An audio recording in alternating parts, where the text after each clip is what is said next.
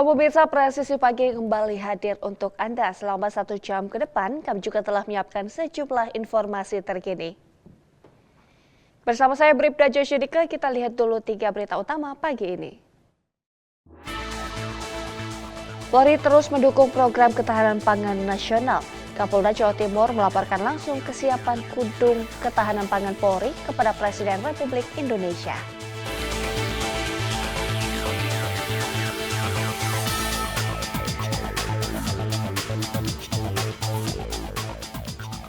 Dalam rangka mendukung gerakan Indonesia Asri, Polres Kayong Utara, Polda Kalimantan Barat menggelar kegiatan kurve bersama di kawasan pantai Pulau Dato.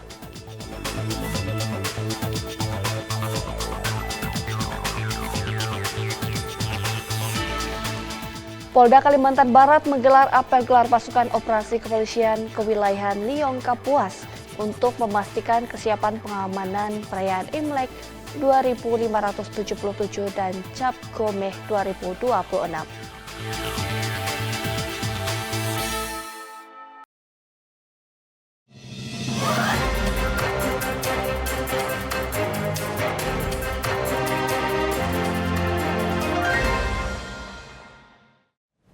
Pemirsa, Polda Metro Jaya merilis hasil pelaksanaan operasi Pekat Jaya 2026 yang digelar selama 15 hari sejak 28 Januari hingga 11 Februari 2026 di Aula Satyahar Prabu Ditreskrimum pada Kamis 12 Februari 2026.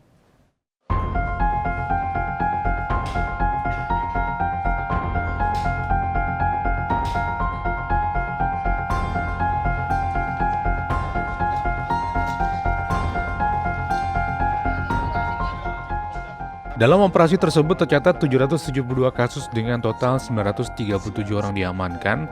Dari jumlah tersebut, 487 orang diproses sesuai ketentuan hukum, sementara 450 lainnya menjalani pembinaan.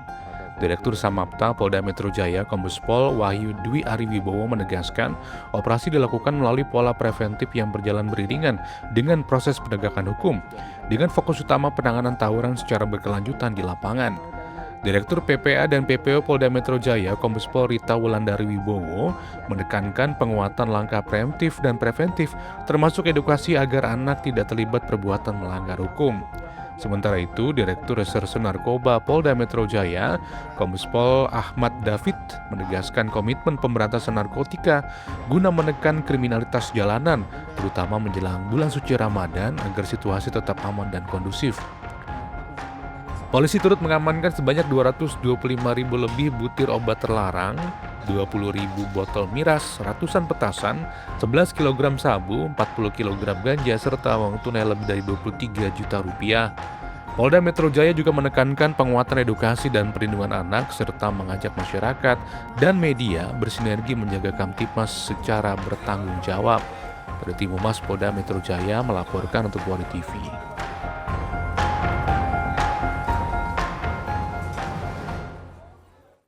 Pemirsa, Direktorat Reserse Kriminal Khusus Polda Sumatera Selatan berhasil mengungkap 2 kasus besar penyalahgunaan pupuk subsidi. Dalam pengungkapan tersebut, polisi menangkap 8 orang tersangka dan menyita belasan ton barang bukti pupuk subsidi. Berikut Bribda Sarli melaporkan untuk Anda. Pemirsa Polri TV, saya Bribda Sarli Puspitasari dari Bit Humas Polda Sumsel. Pagi ini Polda Sumsel melaksanakan kegiatan konferensi pers ungkap kasus penyalahgunaan memperjualbelikan atau menyelewengkan pupuk bersubsidi. Kegiatan dihadiri Kabid Humas Polda Sumsel, Kombes Pol Nandang Mukmin Wijaya SIK MH, Direskrimsus Polda Sumsel, Kasubdit Indaksi Ditreskrimsus Polda Sumsel, dan personil Submit Indaksi Unit 4 Subdit 1 Ditreskrimsus Polda Sumsel, bertempat di ruang press release basement Gedung Presisi Polda Sumsel, Kamis 29 Januari 2026. Berikut berita selengkapnya untuk Anda. Direktorat Reserse Kriminal Khusus Polda Sumatera Selatan berhasil mengungkap 2 kasus besar penyalahgunaan pupuk subsidi. Dalam pengungkapan tersebut, polisi mengamankan total 8 orang tersangka serta menyita barang bukti belasan ton pupuk subsidi. Pada kasus pertama, petugas mengamankan 7 orang tersangka di Desa Batin Mulya, Kecamatan Pedamaran Timur, Kabupaten Ogan Ilir, pada Senin 19 Januari 2026.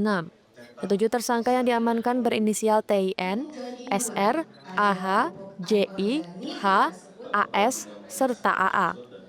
Dari lokasi pertama, petugas menyita 60 karung atau sekitar 3 ton pupuk subsidi jenis Ponska dan 40 karung atau sekitar 2 ton pupuk subsidi jenis urea. Dalam pengungkapan terpisah, polisi menangkap 1 orang tersangka berinisial H di Palembang pada Selasa 27 Januari 2026. Dari tangan tersangka, petugas mengamankan 180 karung atau sekitar 9 ton pupuk subsidi jenis Ponska. Dalam kasus ini, para pelaku menjual pupuk subsidi di atas harga eceran tertinggi atau HET dengan sistem distribusi berlapis. Pupuk yang seharusnya dijual sekitar Rp90.000 per karung, justru dipasarkan dengan harga lebih dari Rp200.000 per karung. Atas perbuatannya, para tersangka dijerat Undang-Undang Perdagangan dengan ancaman hukuman maksimal 5 tahun penjara. Dari Humas Polda Sumatera Selatan melaporkan untuk Polri TV. Pemirsa, Polresta Barelang menggelar konferensi pers pengungkapan kasus tindak pidana perbuatan cabul yang terjadi di wilayah hukum Polsek Batu Aji, Kota Batam. Kasus ini melibatkan korban anak di bawah umur dan saat ini tersangka telah diamankan untuk menjalani proses hukum lebih lanjut. Berikut laporan untuk Anda. Polresta Barelang menggelar konferensi pers pengungkapan tindak pidana perbuatan cabul yang terjadi di wilayah hukum Polsek Batu Aji. Konferensi pers dipimpin Kapolresta Barelang, Kombes Pol Anggoro Wicaksono pada Rabu 11 Februari 2026. Kasus ini merupakan tindak lanjut dari laporan kepada polisi dengan peristiwa terjadi pada Selasa 6 Januari 2026, sekitar pukul 17 waktu Indonesia Barat di gedung salah satu sekolah menengah kejuruan di Batam. Dalam perkara ini, tersangka berinisial MJ 32 tahun dan korbannya yang berusia 16 tahun dengan modus memberikan hukuman lantaran korban terlambat masuk kelas. Kemudian karena terlambat tersebut, setelah dilakukan pelajaran, yang bersangkutan dipanggil ke ruang tersangka, ruang kerja tersangka. Kemudian tersangka memberikan 3 pilihan, yaitu punishment, hukuman kepada korban dengan diberi skor poin 1000 atau DO dari sekolah ancamannya. Yang kedua, punishment kedua dipanggil orang tua korban, atau punishment ketiga dengan istilah mereka untuk memilih tahan malu. Kemudian korban memilih untuk menahan malu. Selanjutnya tersangka menyuruh korban untuk membuka seluruh pakaian yang digunakan oleh korban dan telanjang. Kemudian tersangka berusaha memasukkan kemaluannya, ke lubang halus. Jadi korban ini adalah sesama jenis dengan si pelaku. Akibat perbuatannya, tersangka terancam 12 tahun penjara.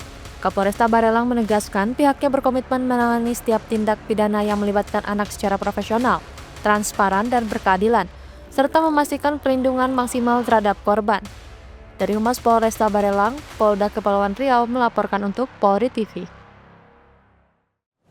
Pemirsa, keheningan Bandara Korowai Batu, Papua Selatan pecah oleh rentetan tembakan. 2 awak pesawat tewas dan badan pesawat kini menampakkan 13 lubang peluru sebagai jejak serangan yang mengguncang rasa aman warga di perbatasan.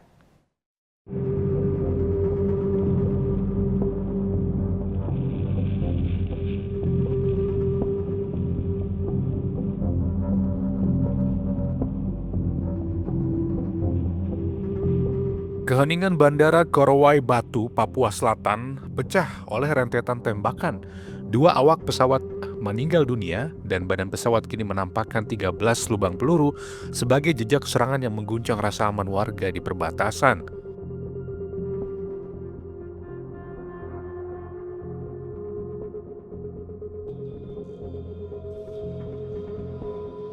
Peristiwa terjadi saat pesawat mendarat dari Tanah Merah dan penumpang bersiap melanjutkan perjalanan ke DKI Yahukimo. Sekitar 20 pelaku bersenjata api dan senjata tajam menyerang, mengejar pilot dan co-pilot, serta memicu kepanikan penumpang yang berlarian menyelamatkan diri. Terkait dengan perkembangan hasil olah TKP yang kemarin sudah kita lakukan di Bandara Korowai Batu. Jadi hasil olah TKP kita dan pengumpulan keterangan dan serta alat bukti yang kita dapat temukan di TKP, kita dapat menyimpulkan bahwasannya badan pesawat itu ada 13 lubang bekas proyektil, ya, bekas peluru, kena peluru. Itu kita simpulkan demikian. Dan dari hasil keterangan saksi, yaitu penumpang yang kemarin berhasil menyelamatkan diri, itu pada saat pesawat mendarat dan menuju mau parkir di apron, setelah menurunkan penumpang yang dari Tanah Merah sini, lalu sementara para penumpang baru akan naik menuju Bandara DK Yaukimo, disitulah terjadi penyerangan. Pelaku kurang lebih 20 orang, menggunakan berbagai senjata baik tajam maupun senjata api. Para penumpang akhirnya kembali lagi meninggalkan pesawat dan lari menyelamatkan diri. Lalu kedua pilot dan co-pilot ini yang dikejar oleh para pelaku dan akhirnya kedua korban ditembak di dekat runway pesawat. Satgas Damai Kartens menurunkan sebanyak 29 personil untuk mengamankan bandara dan memastikan jalur transportasi udara perintis tetap aman. Pengamanan dilakukan secara tentatif dan penyisiran di sekitar lokasi masih berlangsung untuk menangkap pelaku.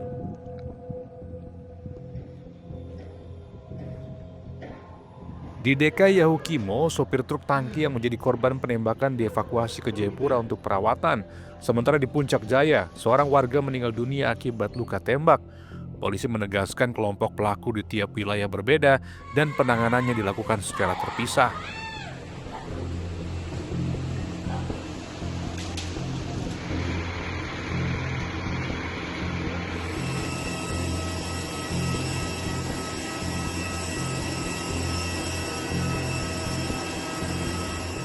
Kami sudah menyiagakan pasukan di sini dari Satgas Damai Kartens di Tanah Merah sendiri.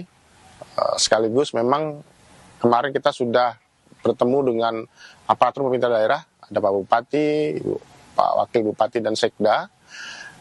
Sekaligus kami akan menyiapkan proses pengiriman bantuan sembako karena kami dapat informasi dari Kadistrik yang ada di Korowai. Karena para pedagang, terutama para pedagang ini kan dari pendatang ya, mereka sudah banyak mengungsi ke daerah Mapi dan Senggo, terus juga sudah ada kemarin yang mengungsi ke Sentani Jayapura. Jadi para pedagang dan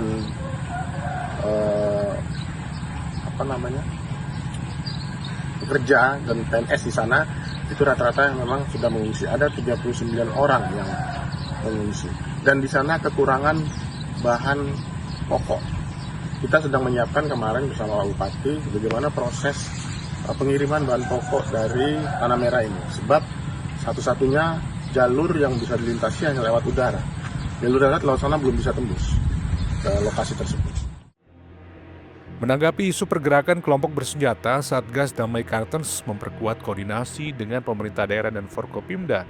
Kepala Operasi Brigjen Pol Dr. Faisal Ramadhani menegaskan bahwa aparat hadir untuk memastikan masyarakat aman, serta setiap aksi kekerasan akan ditindak tegas sesuai hukum yang berlaku.